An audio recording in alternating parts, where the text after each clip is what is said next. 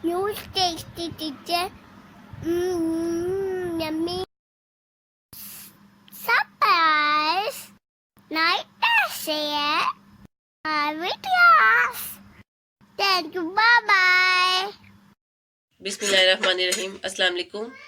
आज हम बनाएंगे कोल्ड कॉफ़ी और आज मौसम भी अच्छा है और इसमें कोल्ड कॉफ़ी का जो मज़ा वो डबल हो जाता है।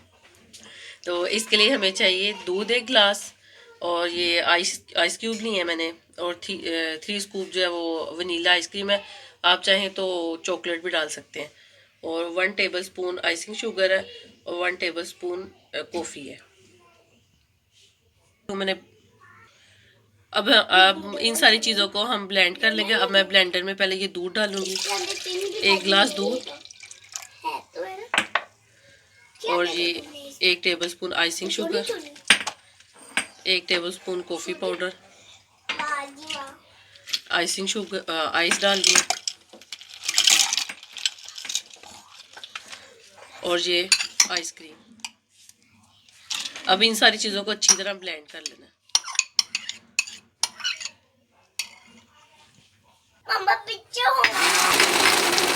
ये देखिए मज़ेदार सी हमारी कोल्ड कॉफ़ी तैयार है। आप भी इस रेसिपी को ज़रूर ट्राई कीजिएगा, सिंपल सी रेसिपी है।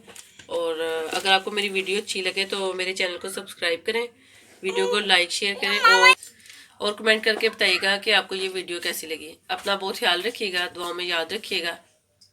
यम्मी अल्लाह हाफिज़।